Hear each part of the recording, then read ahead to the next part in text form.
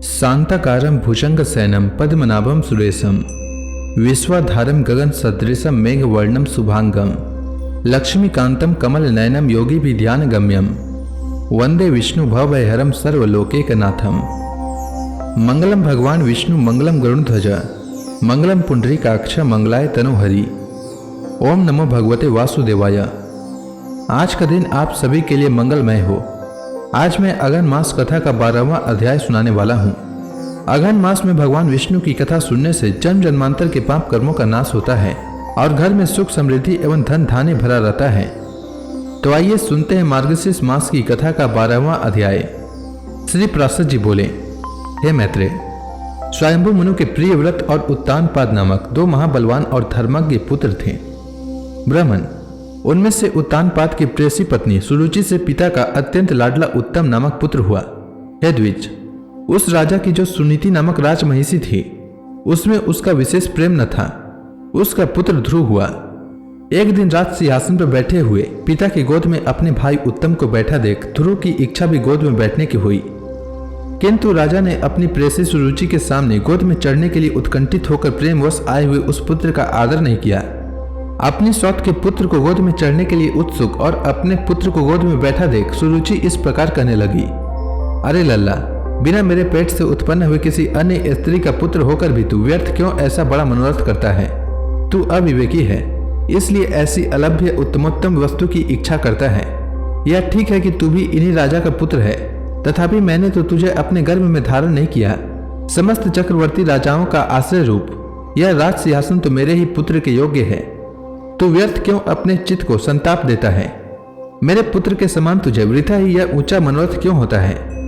क्या तू नहीं जानता कि तेरा जन्म सुनीति से हुआ है? श्री पराशर जी बोले, हे द्विज, विमाता का ऐसा कथन सुन वह बालक कुपित हो पिता को छोड़कर अपनी माता के महल को चल दिया। हे मैत्रेय, जिसके ओष्ठ कुछ कांप रहे थे, ऐसे अपने पुत्र को क्रोध युक्त देख सुनीति ने उसे गोद में बिठाकर पूछा, बेटा, तेरे क्रोध का क्या कारण है? तेरा किसने आदर नहीं किया? तेरा अपराध करके कौन तेरे पिता का अपमान करने चला है? श्री पराशर जी बोले, ऐसा पूछने पर ध्रुव ने अपनी माता से वे सब बातें कह दी जो अति गर्विली सुरुचि ने उससे पिता के सामने कही थी। अपने पुत्र के सिसक कर ऐसा कहने पर दुखिनी सुनीति ने खिन्न चित्त और दीर्घ श्वास के कारण मलिन नैना होकर कहा। सुनीति बोली, बेटा, सुरुचि ने ठीक ही कहा है, अवश्य ही तू मंद भाग्य है। हे वत्स, पुण्यवानों से उनके विपक्षी ऐसा नहीं कह सकते।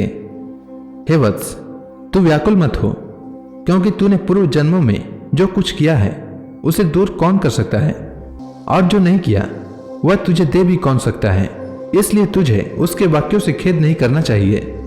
हे वत्स, जिसका पुण्य होता है उसी को राजासन, राजछत्र तथा उत्तम उत्तम घोड़े और हाथी आदि मिलते हैं। ऐसा जानकर तू शांत हो जा। अन्य जन्मों में किए हुए पुण्य कर्मों के कारण इस सुरुचि में राजा की प्रीति है, और पुण्यहीना होने से मुझ जैसी स्त्री केवल भार्या ही कही जाती है। उसी प्रकार उसका पुत्र उत्तम भी बड़ा पुण्य पुंज संपन्न है, और मेरा पुत्र तू ध्रुव मेरे सामने ही अल्प पुण्यवान है। तथापि बेटा, तुझे दुखी नहीं होना चाहिए, क्योंकि जिस मनुष्य को जितना मिलता है वह अपनी ही पूंजी में मग्न रहता है। और यदि सुरुचि के वाक्यों से तुझे अत्यंत दुखी हुआ है तो सर्व फलदायक पुण्य के संग्रह करने का प्रयत्न कर। तो सुशील पुण्यात्मा प्रेमी और समस्त प्राणियों का हितैषी बन, क्योंकि जैसे नीची भूमि की ओर ढलकता हुआ जल अपने आप ही पात्र में आ जाता है, वैसे ही सत्पात्र मनुष्य के पास स्वतः ही समस्त संपत्तियां आ जाती हैं। ध्रुव बोला, माता जी, तुमने मेरे चित्त को शांत करने के लिए जो वचन कहे हैं वे दुर्वाक्यों से बिंधे हुए मेरे हृदय में तनिक भी नहीं ठहरते।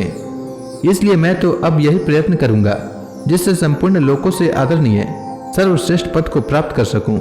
राजा की प्रेयसी तो अवश्य सुरुचि ही है, और मैंने उसके उदर से जन्म भी नहीं लिया है। तथापि हे माता, अपने गर्भ में बड़े हुए मेरा प्रभाव भी तुम देखना। उत्तम जिसको उसने अपने गर्भ में धारण किया है वह मेरा भाई ही है। पिता का दिया हुआ राजासन वही प्राप्त करे। भगवान करे ऐसा ही हो। माता जी, मैं किसी दूसरे के दिए हुए पद का इच्छुक नहीं हूँ। मैं तो अपने पुरुषार्थ से ही उस पद की इच्छा करता हूँ जिसको पिताजी ने भी नहीं प्राप्त किया है। श्री पराशर जी बोले, माता से इस प्रकार कह ध्रुव उसके महल से निकल पड़ा और फिर नगर से बाहर आकर बाहरी उपवन में पहुंचा। वहां ध्रुव ने पहले से ही आए हुए 7 मुनीश्वरों को कृष्ण मृग चर्म के बिछौनों से युक्त आसनों पर बैठे देखा। उस राजकुमार उन सबको प्रणाम कर अति नम्रता और समुचित अभिवादन आदि पूर्वक उनसे कहा। ध्रुव ने कहा, हे महात्माओं, मुझे आप सुनीति से उत्पन्न हुआ राजा उत्तानपाद का पुत्र जाने। मैं आत्मगलानी के कारण आपके निकट आया हूं। ऋषि बोले, राजकुमार, अभी तो तू 4-5 वर्ष का ही बालक है। अभी तेरे निर्वेद का कोई कारण दिखाई नहीं पड़ता। तुझे कोई चिंता का विषय भी नहीं है, क्योंकि अभी तेरा पिता राजा जीवित है। और हे बालक, तेरी कोई इष्ट वस्तु खो गई हो ऐसा भी हमें दिखाई नहीं देता, तथा हमें तेरे शरीर में भी कोई व्याधि दिखाई नहीं पड़ती। फिर बता, फिर गलानी का क्या कारण है? श्री पराशर जी बोले, तब सुरुचि ने उससे जो कुछ कहा था वह सब उसने कह सुनाया। उसे सुनकर वे ऋषिगण आपस में इस प्रकार कहने लगे, अहो, छात्र तेज कैसा प्रबल है, जिससे बालक में भी इतनी अक्षमा है कि अपनी विमाता का कथन उसके हृदय से नहीं टलता। हे क्षत्रिय कुमार, इस निर्वेद के कारण तूने जो कुछ करने का निश्चय किया है, यदि तुझे रुचे तो वह हम लोगों से कह दे। और हे अतुलित तेजस्वी, यह भी बता कि हम तेरी क्या सहायता करें, क्योंकि हमें ऐसा प्रतीत होता है कि तू कुछ कहना चाहता है। ध्रुव ने कहा, हे द्विजश्रेष्ठ, मुझे न तो धन की इच्छा है और न राज्य की।